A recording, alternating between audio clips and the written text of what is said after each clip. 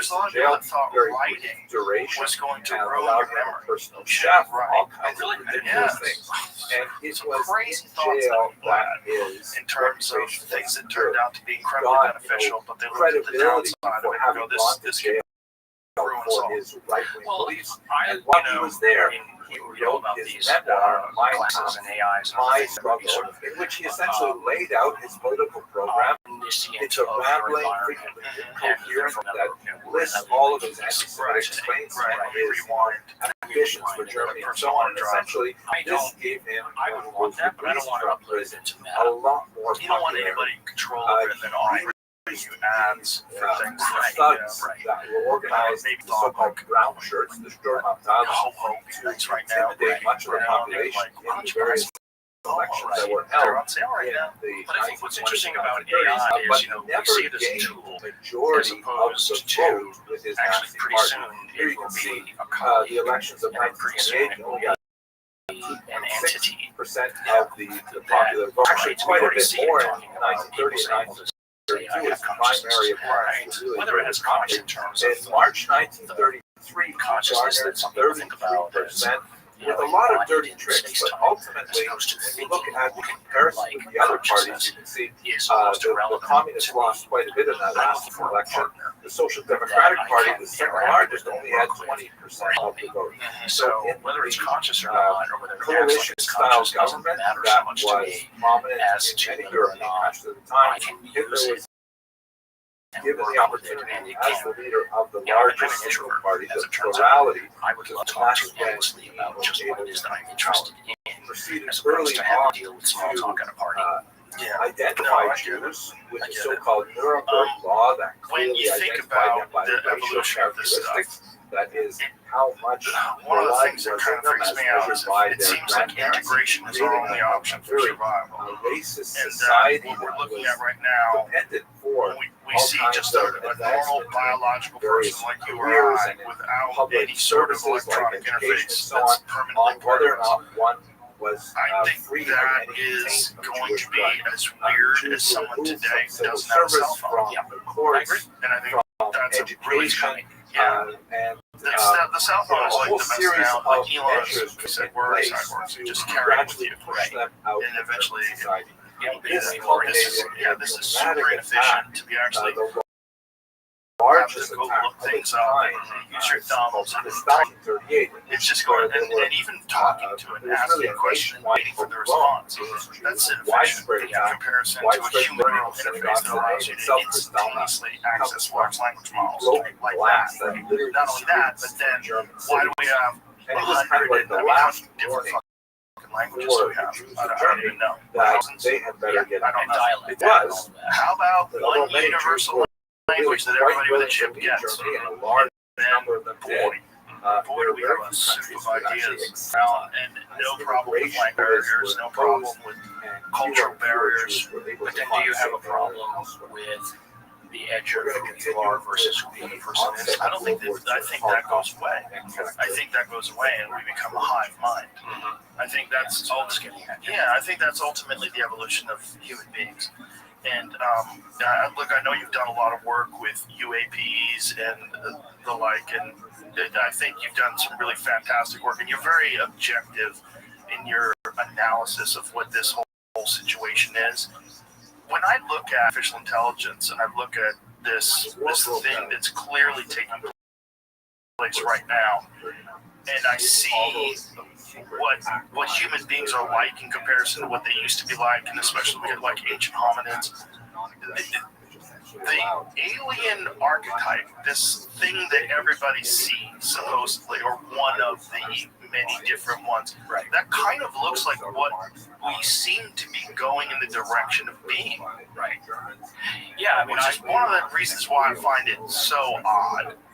So, if you just for a moment take UAP and aliens out, or ET, or interdimensionals, whatever it is you want to call them, out of the question, and fast forward what humanity's going to do in 1,000 years, and our ability to expand into the local galaxy, we're not going to go as ourselves. We're going to go as conjoined entities like an avatar. And when you go somewhere, let's say we don't have warp drive, you're not going to send yourself. You're going to send an AI intermediary who's going to establish humanity, or whatever it is we think humanity will be in 1,000 or 5,000 years, in that local environment. And so I think the extent to whatever it is that UAP are here today is somebody else's civilization's version of this. And that you wouldn't, the principle, us, whatever this is that we might be allegedly, etc., dealing with, isn't the thing that's going to show up. You know, so to the extent that Neil deGrasse Tyson is right about anything, the person who gets on the ship at the beginning, whatever it is that sends it off, is not the same thing that gets off on the other side.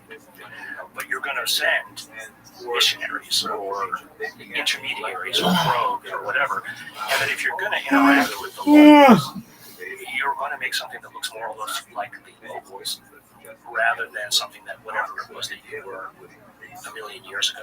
Does that make sense?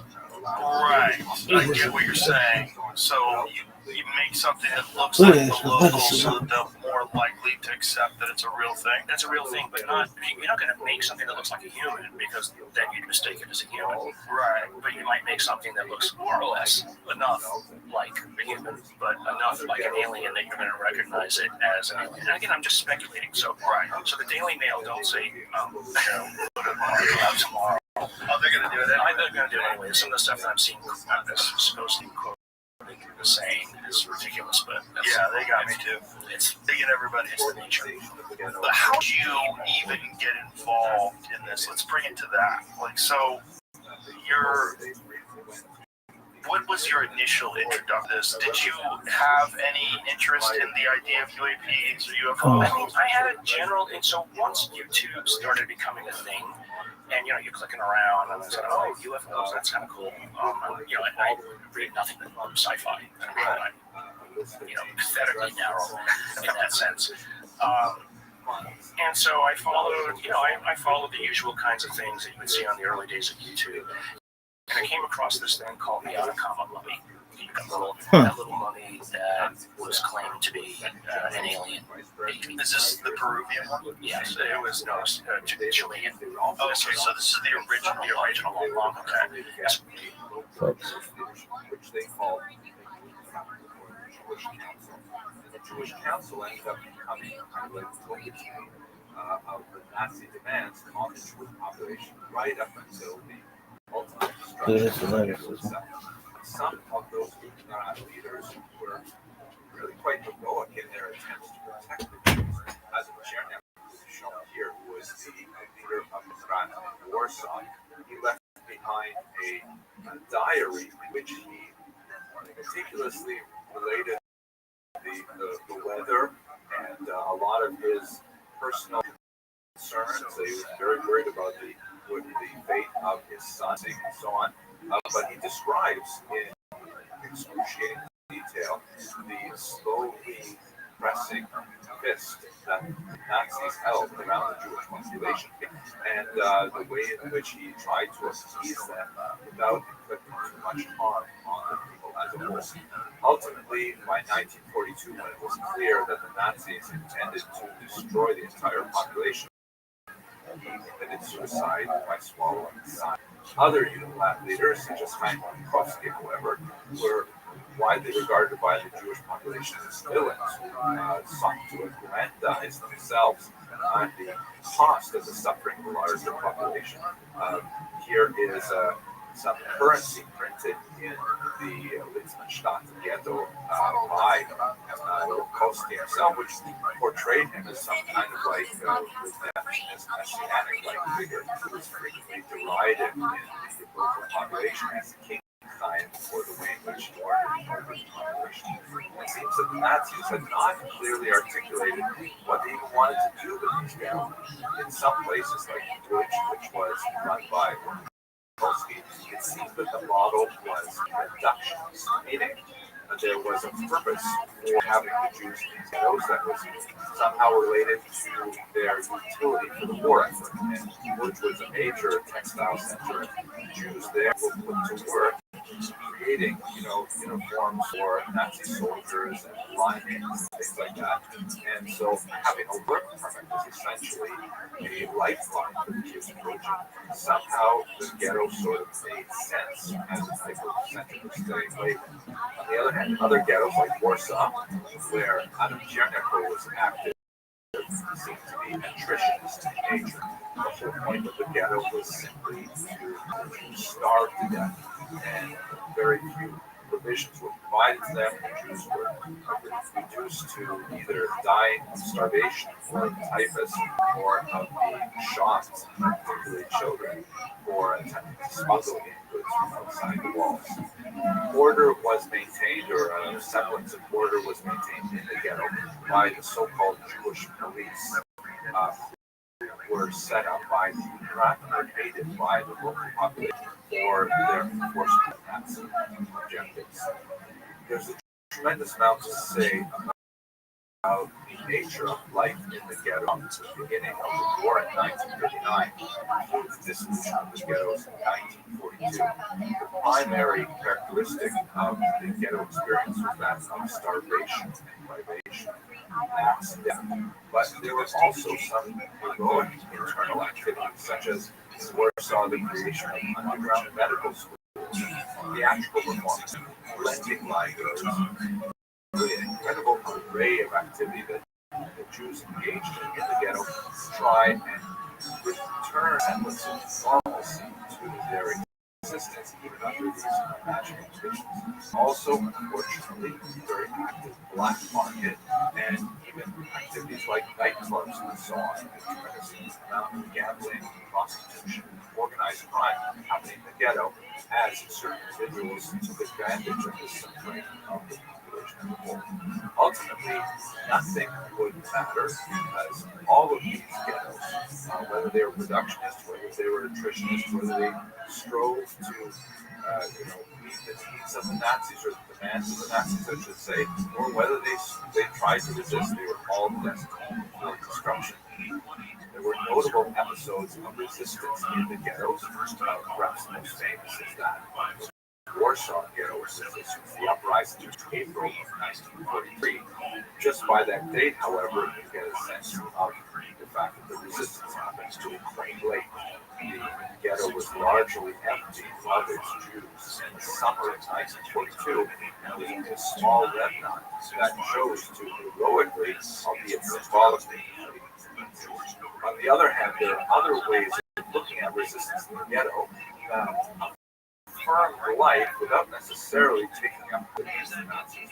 One great example of that is the spiritual resistance that was organized by Rabbi Rothschild, shown here, known as the Eish Kodesh, a rabbi who continued to be active throughout the entire period in Warsaw, organizing clandestine gatherings of Jews in philosophy and giving Jews strength under these unimaginable conditions. In 1942, however, the Nazis moved to a new phase of the murder process, which will involve the death penalty. It was to that we will turn next and see.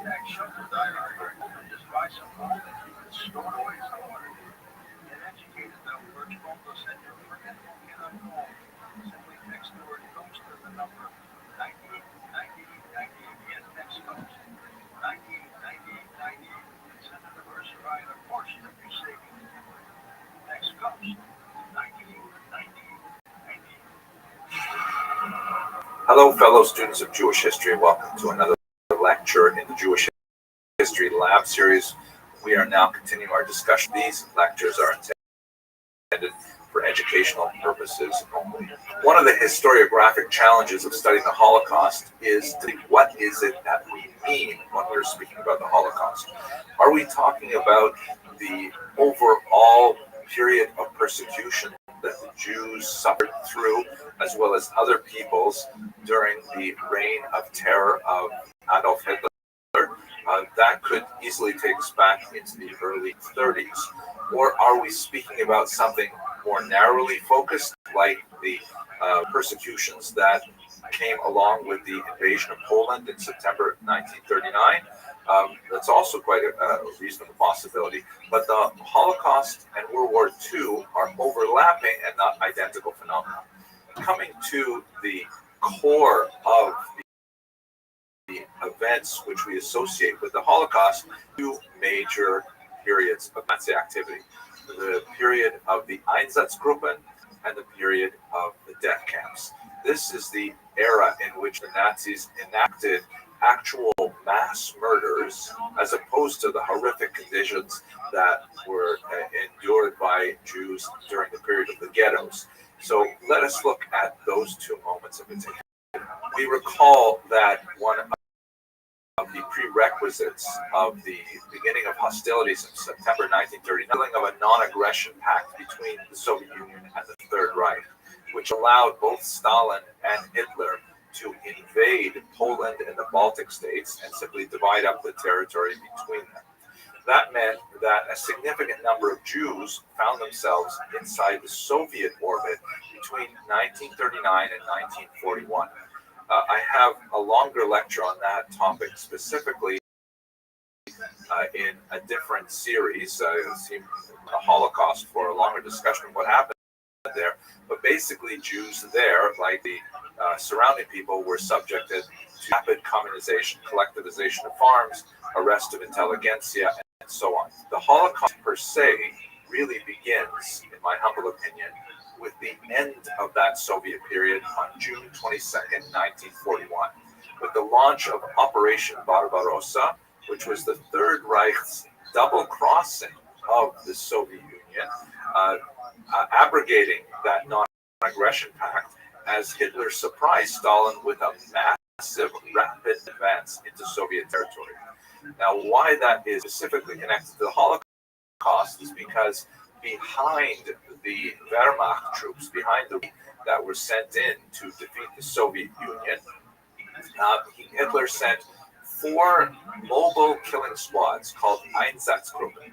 As you can see in this map here, these 4 squads spread out the territory that they conquered in the Soviet Union, and their task was not to do the war against the Soviets, but to prosecute Hitler's war against the Jews. They would go into the local villages known as Städtlach, little Jewish townlets that dotted the countryside, round up the local Jewish population along with other enemies of Hitler, such as communist leaders. The Einsatzgruppen would march these Jews and others out to local ravines. If there were no dry riverbeds in the vicinity, they would have the Jews dig their own graves, and then they would simply shoot them by firing squad. This is sometimes called the Holocaust by bullets because it represented a remarkably large number of casualties, civilian casualties of the war. Estimates range from 1.5 to 2.5 million Jews were killed during this process. And here you can see a map from the United States Holocaust Memorial Museum that gives you a sense of the scope of the townlets that were attacked in this nature. Kiev, which was not a town but rather a large city, had one of the largest of these mass killings. 30 killed in the space of 2 days. The ravine called Babi Yar was used for a much larger number of Ukrainians of the Third Reich for coming months. The so-called Holocaust by bullets, however, proved to be a very inefficient, psychologically a very taxing form of mass murder. So the Nazis looked at a new way to rid themselves of their Jewish problem, so to speak. This was discussed at an important conference that took place at a resort at Wannsee on January 20th, 1942. Note the rather late date. The war began in 1939, Operation Barbarossa, which represents the first mass killings of Jews. The only thing that comes close to it before that would have been Kristallnacht in 1938, which had about 260 Jews killed. Now we're talking about hundreds of thousands, even millions of Jews killed in Barbarossa. But that was not fast enough, and it proved to be too hard on the psychological makeup of the soldiers who were engaged in these killing squads. So at Wannsee, this conference, which was chaired by Adolf Eichmann, shown here, they drew up a list of all of the Jews in Europe, a terrifying list, in my humble opinion, perhaps the most terrifying document that survived the German archives of the period. And you can see from this list of countries that it included countries that had not yet even been conquered by Germany, such as, for example, the United Kingdom, and it included even 200 Jews living in Albania. giving you a sense of just how determined the Nazis were to hunt down every last Jew of Europe. They counted up 11 million Jews, and from the Banzai Conference, it appeared that they intended to massacre all of them. The means to be used was gas poisoning, which they had already been experimenting with some time.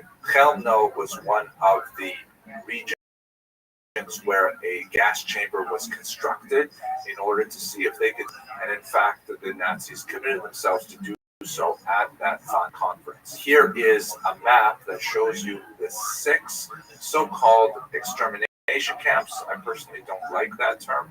The German term was Vernichtungslager, which means make into nothing camps, or destruction camps, or perhaps most simply camps. These 6 death camps, Chelmno, Treblinka, Sobibor, Majdanek, Belzec, and Auschwitz, were situated in and around the Generalgouvernement, which still had a very large concentration of Jews in the ghettos that we discussed in the previous video. And they were very different in terms of camps from the concentration camps, which Hitler had set up from the early 1930s. Unlike the concentration camps, which held largely non-Jews, particularly in the early period, and political enemies of Hitler, the concentration camps were horrific, awful places, a significant death rate of people dying from things like starvation and abuse, but they were nothing like the death camps. The death camps were intended primarily for the purpose of creating death. They were factories of death. Many of them had satellite camps that were used for slave labor, but it only represented a very small proportion of the Jews who were interned in these death camps. Here you get a sense of the process of the deportations from all around Europe, including regions that were conquered nearly at the very end of the war, when it was clear that Nazis were going to lose World War II. Places like northern Italy and Hungary, Jews were deported there in a last-ditch attempt to murder as many Jews as possible. What was the process? Jews were rounded up and placed on cattle cars, some 6,000 a day leaving Warsaw. And then when they disembarked, often after a terrifying and horrific long journey from places as far away as Paris, where many of whom had died actually en route, they disembarked and they were subject to selection, where those small numbers of Jews who were deemed to be healthy enough to work in the slave labor camp were isolated and sent away to those sad. The vast majority of the rest of the Jews were shorn of anything that could possibly value on their persons, not only their personal belongings, but also their prosthetics, eyeglasses, gold teeth, even their hair was taken from them. They were sent to these gas chambers where they were made to think they were being sent to be deloused, to have lice removed from their bodies. This was very common in many of these camps. Even the Americans later would use DDT to try and remove lice from troop prisoners. But in reality, the gas that was used was Zyklon B, a rat poison that was poured in typically through the roof, and then Jews were exposed to it and died within 20 or 30 minutes of horrible asphyxiation. Then bodies were sent to crematoria in an attempt to get rid of the huge number of corpses, perhaps 1,500 a day in Auschwitz that would pile up. The crematoria, however, were very inefficient, and frequently the bodies simply had to be burned out in open air. Those small number of Jews who were sent for slave labor were sent to live in barracks and labor under unimaginable conditions. Vast majority of them died within a very short period of time because they were considered disposable. But those Jews who survived the Holocaust in these camps were typically the Jews who were not immediately processed for gassing, but rather managed to live because they were sent for slave labor. Other Jews were selected for medical experimentation, horribly cruel, genetic experiments were conducted on children, in particular if they were identical. In the end, when these liberated the camps, they found a small number of emaciated Jews who had just barely survived the war. This is one of the most horrific chapters in Jewish history, perhaps in world history. Thank you very much for watching. I believe this ties into the biblical story. And here's the interesting thing, just to totally confess, George. When I started with Atlantis, I was agnostic. I was not religion at all. Now I am born again, brother, Lord Jesus Christ is my Savior. Because these stories really trace me what they are. That's where we went up. So I think that's the interesting piece. I think these technologies like the crystals, I think they're all real. I worry because I've become religious, because I see these now from a religious standpoint. I worry that those aren't real memories of past lives, but it's this evil force that is certainly still around us here, whispering into people, trying to make things feel important and true. And to kind of keep it eternal. So the things that should be important enough. So that's my fear about that stuff, about trances, those kind of things. I know that's not fun. I do promise that if you seriously research this, I've not researched this for 5 years. It's all I do. That is where this leads to those kind of types of things. Are we going to find any hard evidence? I think we have tons of hard evidence. I think if you look, all of the academic papers that get published,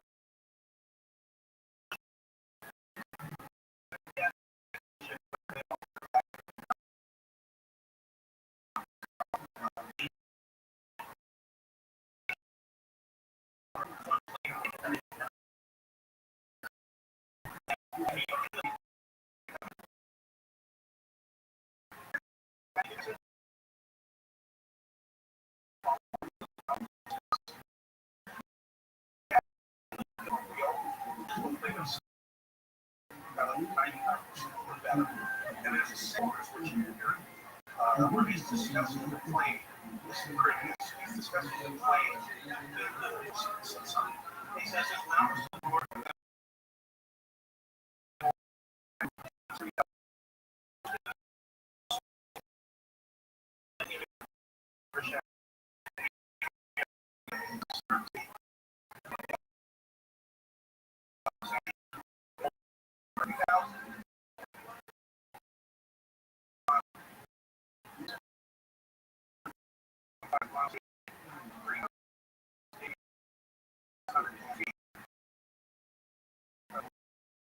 north, and we see the Canary Islands, which is the second point is the first province expansion.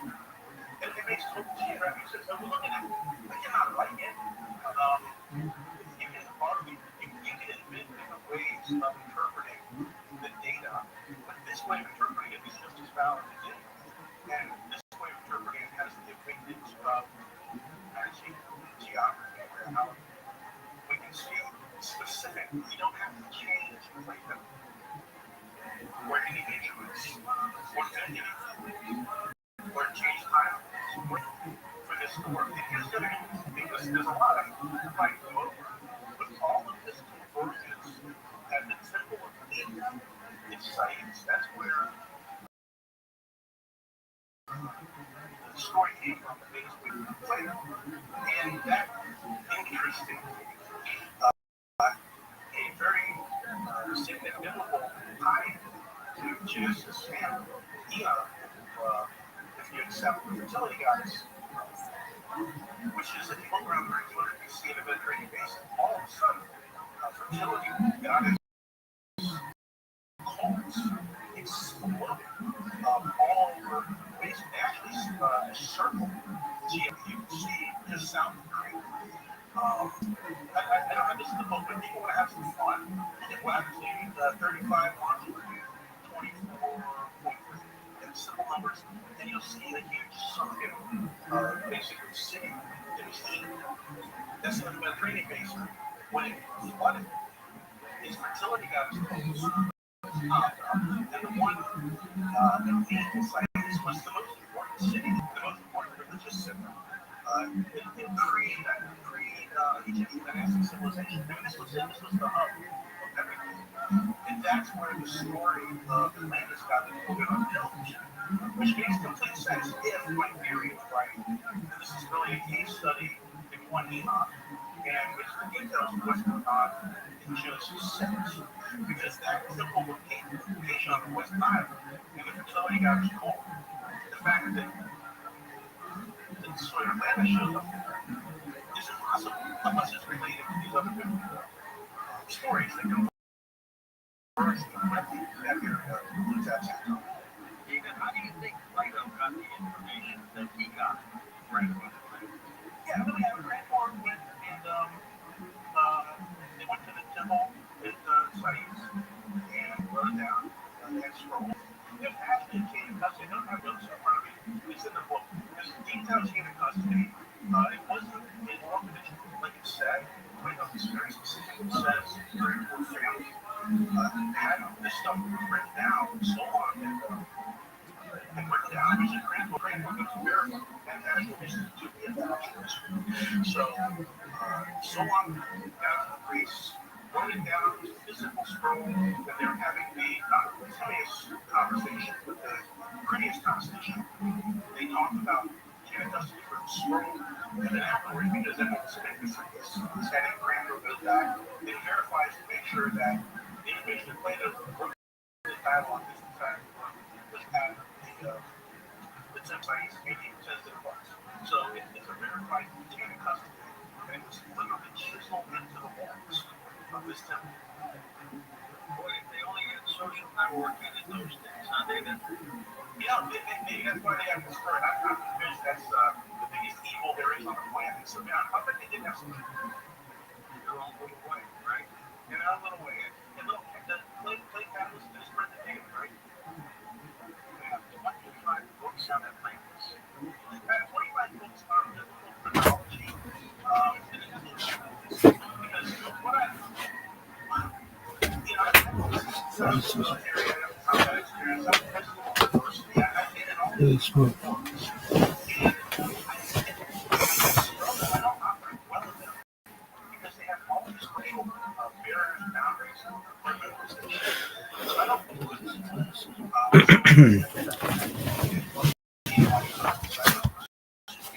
What the fuck was that?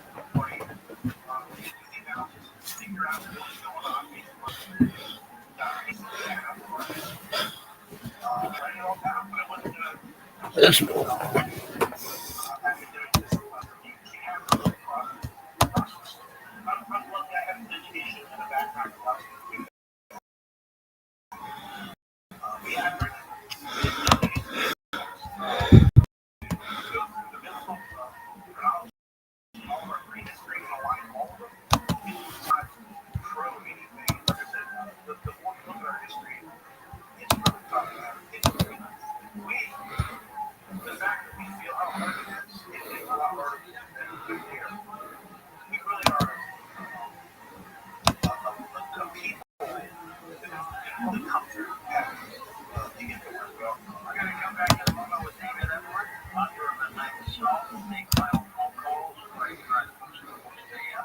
This website's from www.coastam.com and as he mentioned, it's offering you free downloads of his books. They can move with us. We'll be back in a moment. To access the audio archives of Coast to Coast, log on to coasttocoastam.com.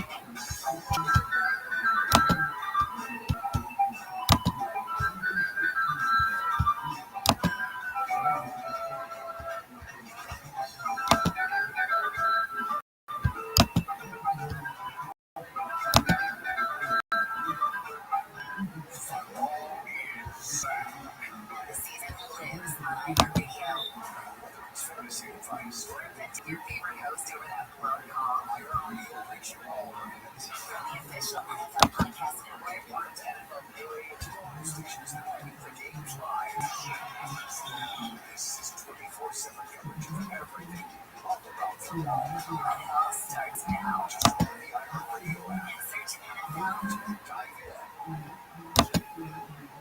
The free iHeartRadio app is #1 for music, radio, and podcasts all in one. Discover a new podcast from our library of hundreds of thousands of titles. Here's an iHeartRadio podcast preview. How much do you know about the person you love? This is a story about a young couple who fall for each other despite everything. How could we succeed? It's a story of manipulation on an epic scale. Oh my God, where to start? What the hell is going on? It's about who we are online. How little we know. And uncovering a totally scam. The only thing I have is truth with myself. I'm Alexi Ostrus, I'm a journalist in Tortoise Media, and this is Sweet Robbie.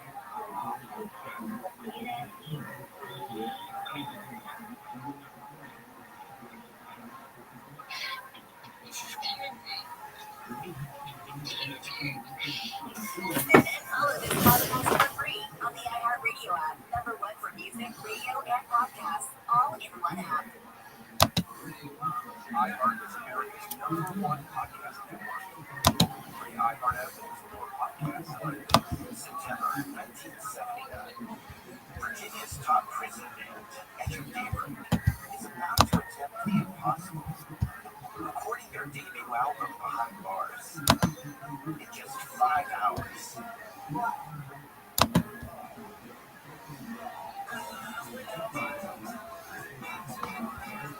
For black artists serving extremely long felony sentences, each had grown up under segregation, only to get caught up in America's prison boom during their 20s.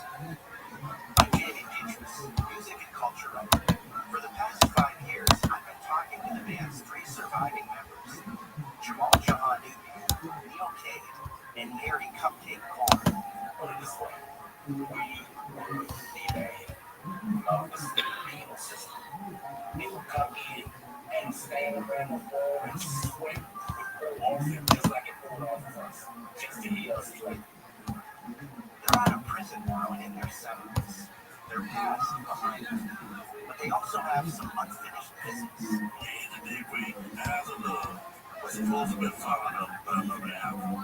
They never got that opportunity, but they never stopped dreaming it.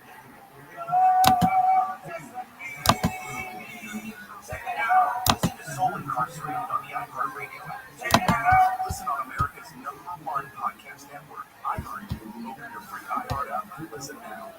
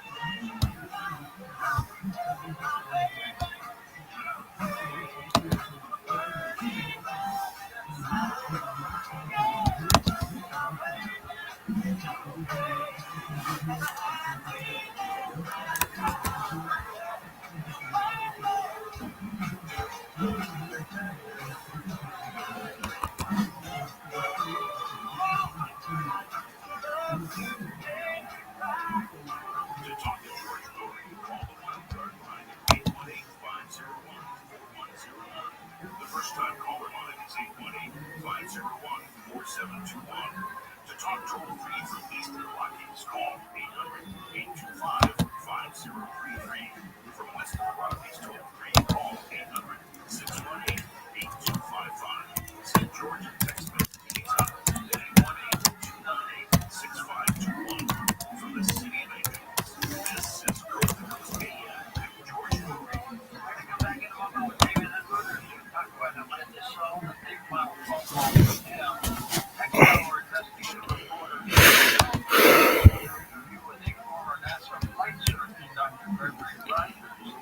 About UFOs. And then in the last hour of the program, Cheryl, myself, Dr. Rothschild will be here live. Take your phone. If you sign up to become a Ghost Insider, now that's a great deal. Get a detail to that. I don't know because like now they are Coast to Coast Live. Insider. So it's first thing in the morning, sometimes even when I work. Hey, like the North Carolina, and I'm supposed to decide if you like me, you get a little fat each time to watch you and tonight. That's okay because I can listen to the show anytime, anywhere, right on my phone. I'm John from Oregon. I'm an insider living in a rural area. And listen to the A show. Any show anytime, come along to sign up. Go to our website, coasttocoastdays.com. Right at the top of the page, it says Insider. Click that and fill out the information and you're in.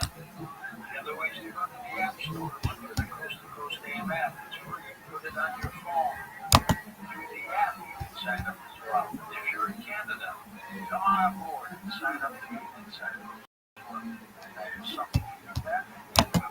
Research shows that testosterone deficiency affects a large portion of men and women at a much younger age than before. Addressing testosterone is crucial for maintaining overall. Introducing FMT, not a drink, but a 100% natural capsule with amazing results. Here's product creator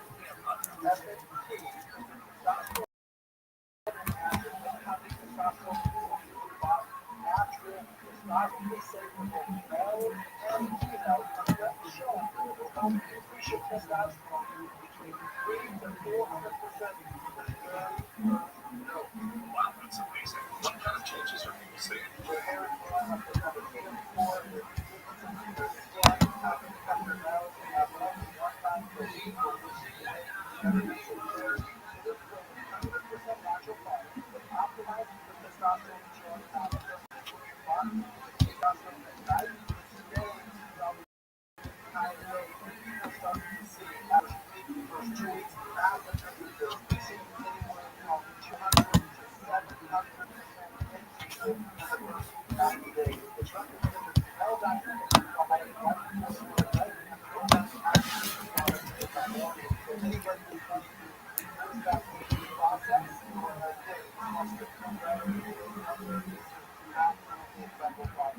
FMT capsules for men and women from HealthyLooking.com or 800-549-5536. FMT capsules at HealthyLooking.com or 800-549-5596. Robo George Corporation from HealthyLooking.com. Mars Mission 1, a fictional book based on real world facts. I mean, true that you will never have the topic of Timothy Jones. I guess next week we're going to be Mars Mission 1 available on Amazon.com. Real world facts about our whole life. We allow the Kessler effect. Develop the first group lands on the surface of Mars when a missile blows up the satellite. Thousands of these that debris sails along at thousands of miles an hour, destroying more satellites, creating more guns in a non-stop chain reaction. It's called the dreaded Kessler. All satellites are being destroyed by the debris. Cell phones fail, GPS fails, power fails. Life on Earth as we understand it doesn't say. Mars mission surviving the Kessler effect. We hope it never happened. Available on Amazon. Mars Mission 1, surviving the Kessler.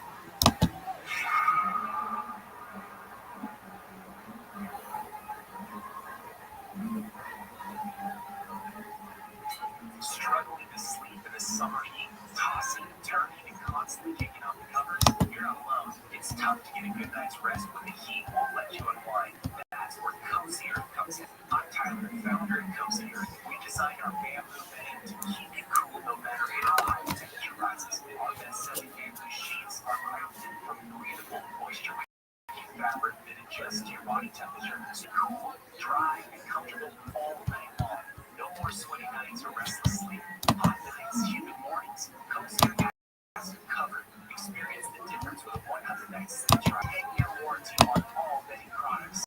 Love them or send them back. Trust me, you will want to upgrade your summer. Visit cozy.com. Use code COZYCOMFORT and go 40% off temperature regulating sheets, apparel, and more. That's cozy.com. Code COZYCOMFORT. Sleep cooler, lounge lighter, stay cozy.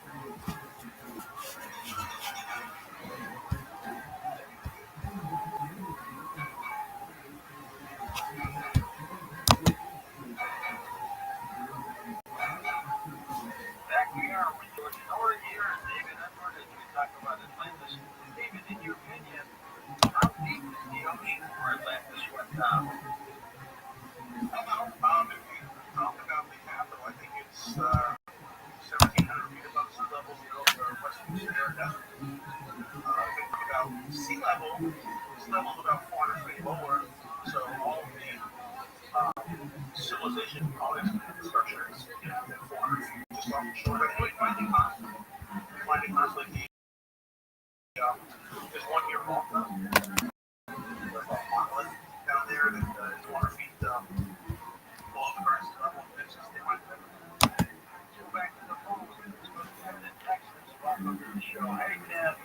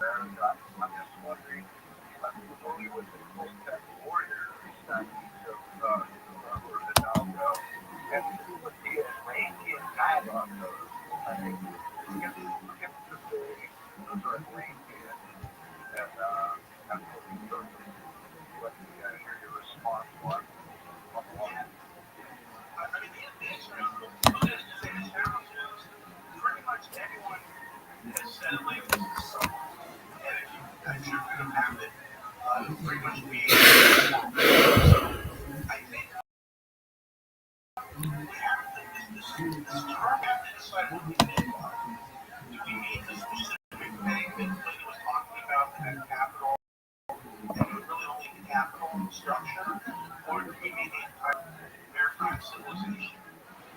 It goes back to the previous. I think it's the civilization of the previous. So when you get over into Minnesota, I think that's the of the Atlantean culture. And then they got cut off. This famous in this speech, he kind of talks about keeping Cortez success. This place is stewards from the base kingdom in the east who are emperors led to see show back up. And of course, they were there. And a lot of remnants became Mesoamerican culture. And then when the Spanish showed up again, they still had memories and bits of the old systems of life. They were so open. But I think that it's the same word that is sending your masters everywhere. We accept that definition. Those are remnants of the memory. So, David, do you think the Atlanteans were a warring group? That's the moral of the story. That's the pattern we're dealing with. And that's what ties into these other works that talk about Jesus and money and all of that. It's the same story, right? Initial bring God's down. Being with women initially. That means no sideways violence escalates, and then such a phase water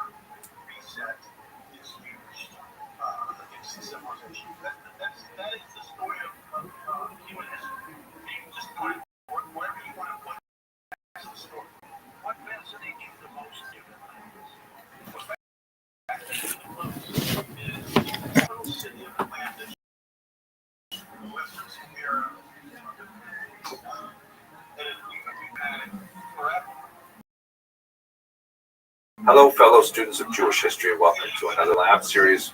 We are now continuing our discussion of the Holocaust. These lectures are intended for educational. Zoot, how you living, pimp? Zoot.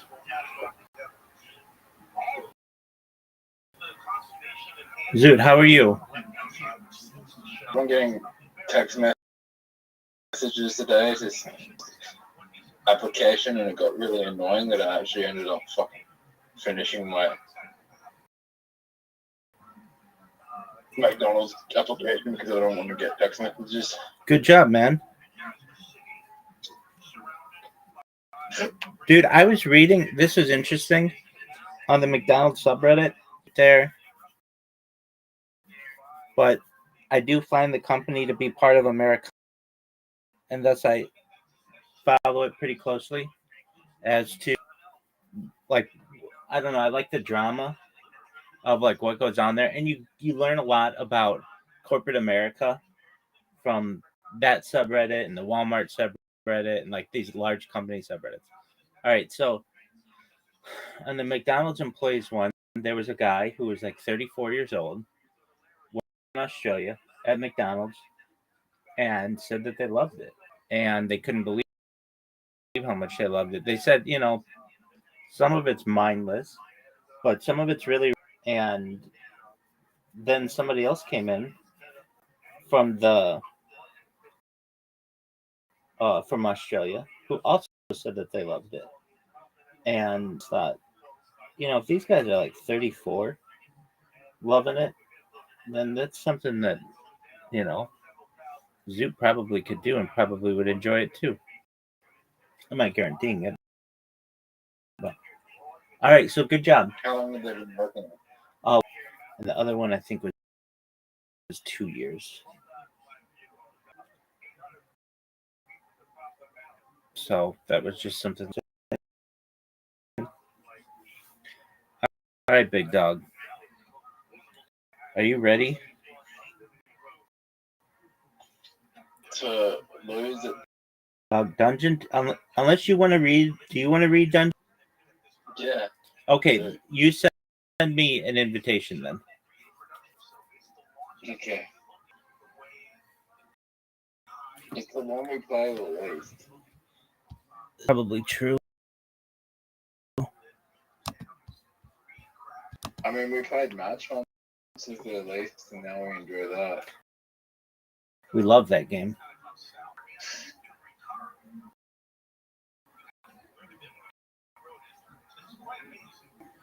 All right, big dog.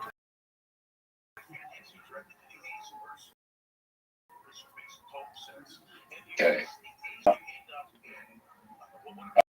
We are going to go for.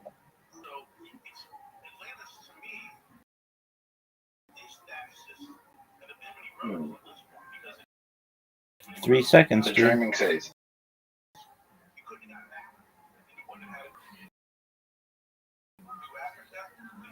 PP.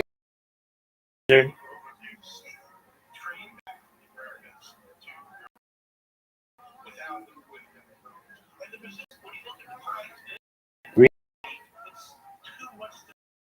First one.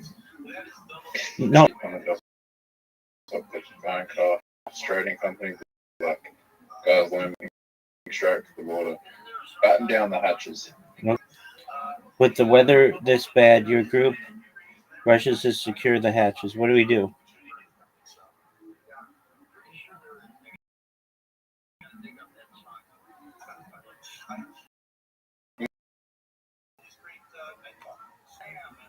Yeah, you got to read faster though.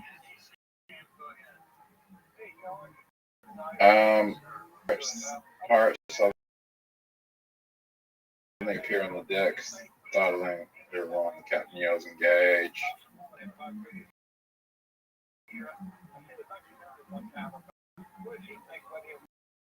Oh yeah, that's good. That's also good.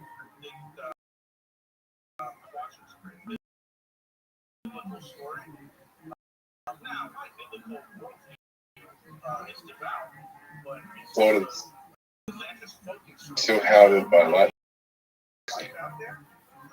Silhouetted. A massive gallant crashes alongside your ship. Dozens of pirates toss grapple lines onto your ship. Prepare for battle.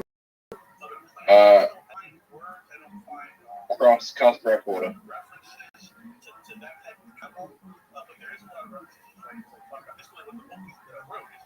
Oh yeah, we got it.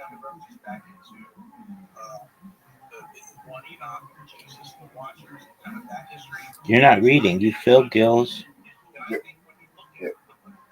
The sea darkens in your eyes when you awake. You are in tall shape of Kraken's head, wreckage, and dead sailors. Search for survivors. Lift the bodies. Lift the bodies.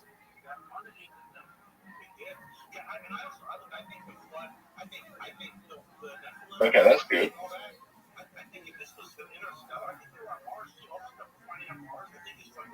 You find the ship captain's clutching a map in one hand and is barely alive.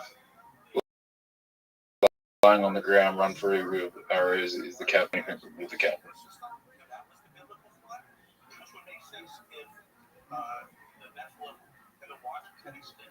The captain causes up blood, find the sea wolves Blair, and you're away from. You're lost to the northwestern sky is a huge smoking mountain top. To the northeast, a dense jungle. Did we go to the volcano or kind of jungle?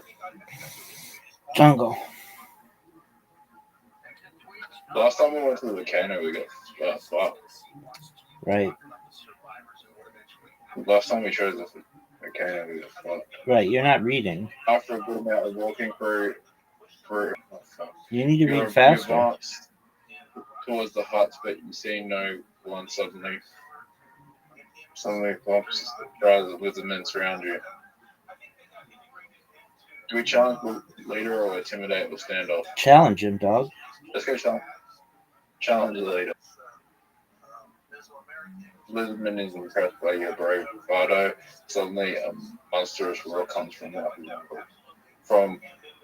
out of the gigantic front. There appears the lizard and terror. Okay, let's do.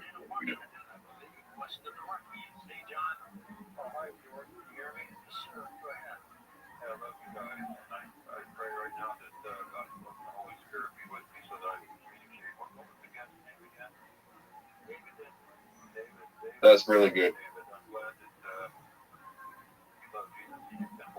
Oh fuck! The lizard just fucked me.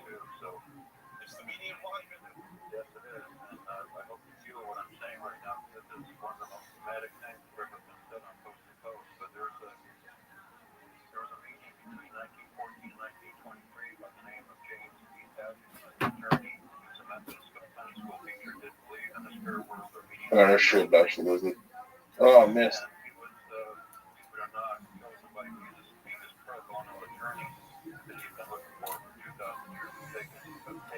Oh, he targeted me. Oh, you're dead.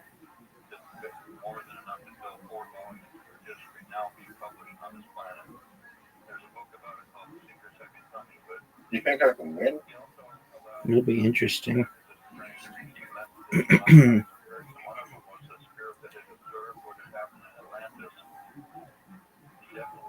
Oh, fuck. I won. Are you dead now? Oh, yeah, I'm dead. Oh, no, you're back. I came Just back. track your phone blows against the bit. The lizard men show you the hidden path behind the jungle to the pirate queen's citadel. She commands a huge fleet of ships. Sneak around the ship, cause a distraction. Sneak around the ship. You've got it. You're not in good health. But you're one hit kill right now. All right. You make it into the deck and cover every shadow that again to set out, and the voice calls to you. From the captain's quarters, Hilo, the pirate. try to take her ownership. She draws a sword. Oh,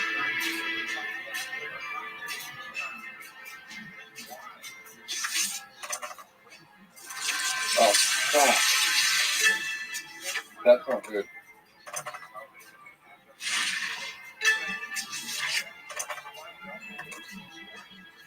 That's not good at all. That's not good. This Pirate Queen's a hoe. That. What? This Pirate Queen is a hoe. Taunt monsters trading them to target the caster first. What does that do?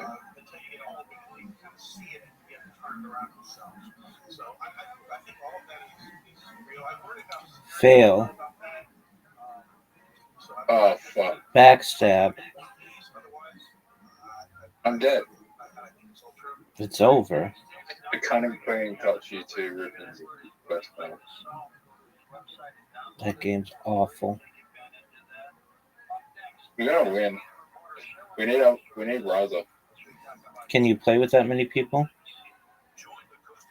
You can play with like up to 5 people. Did you know that you have an invitation?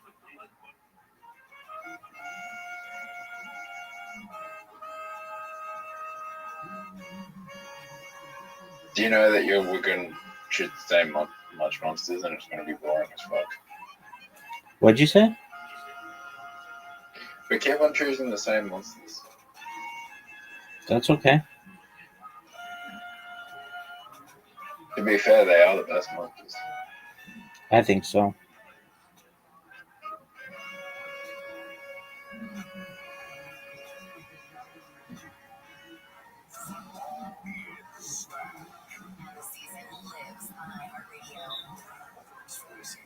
We're venting with your favorite host over that phone call.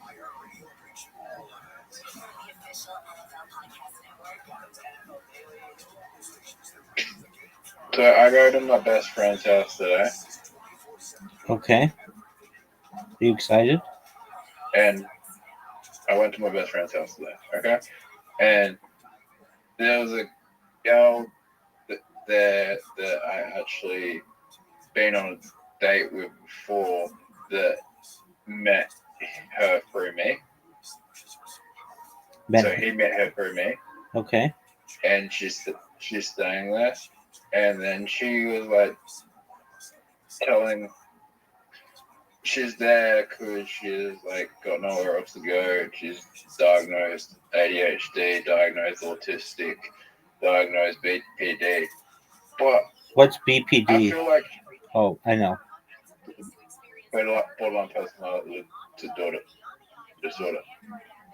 But I feel like she's in a situation where she's being medicated and told she has all these things because she has nothing.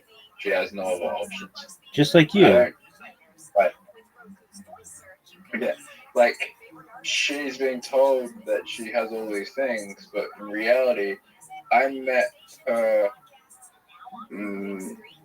7 years ago, maybe 7 years ago, maybe less. Yes, 7 to 6 years ago, and I'm telling you right now, she was completely normal. There you go. Just like you, son. But she was like she just seemed like medicated and just not with it, and like she didn't like interact with me much, like, and like it wasn't like a normal conversation, and like I was like, are you like just going off this, like, are you just acting like this because you've been told that your behavior is like this and now you can get away with it? Just like you, Zood.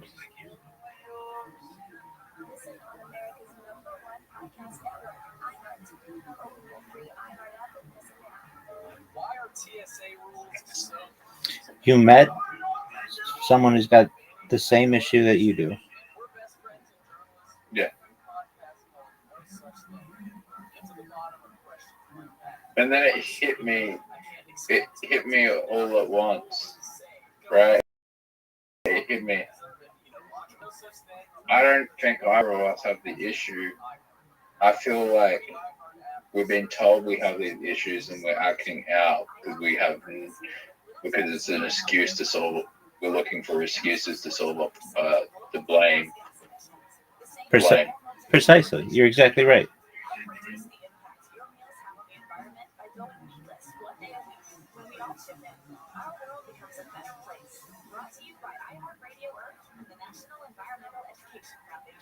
I'm glad you figured this out. I really am.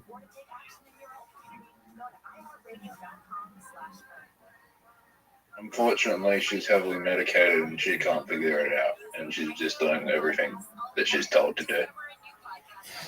That is unfortunate, son.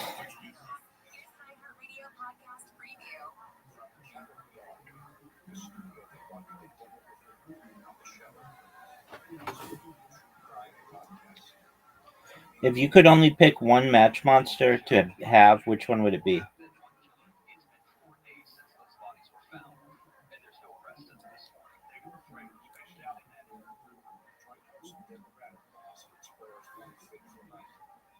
Dude, I just asked you a question. Usually when people ask others questions, they expect an answer. Sorry, Talisk. Yeah, that's the correct answer. But you should have just said the green one.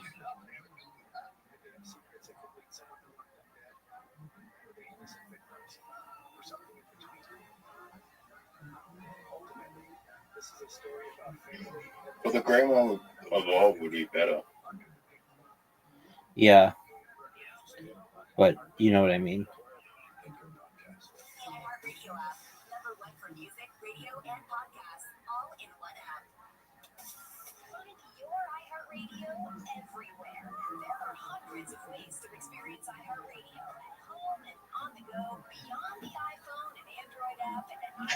So you don't trust psychiatry?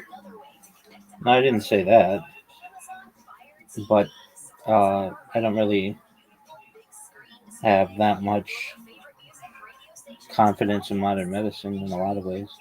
I think it's about profit and it's not about curing. Zoot, what do I do?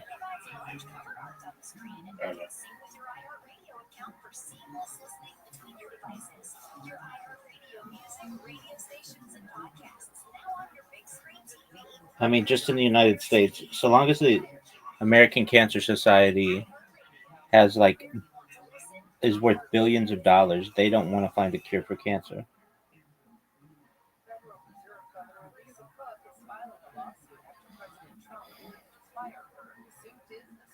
I think it's really unfortunate.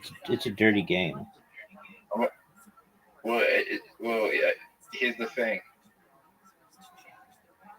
It would be impossible to cure autism if you just tell everyone who's on the autistic spectrum to enable their autistic traits and try to make it socially acceptable to have these traits that aren't deemed normal, which is like, what the fuck? Like, that's just like contradicting.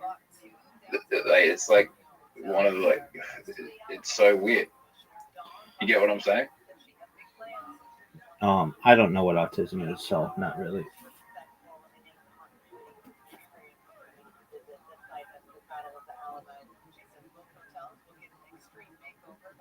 I don't think anyone fucking does. I don't even think the people who study it really know what the fuck it is. Good. I'm glad I'm not alone. Then tell me I have it and I don't know what the fuck it is. So. Yeah, dog, they kind of just tell you that to get you out of their office.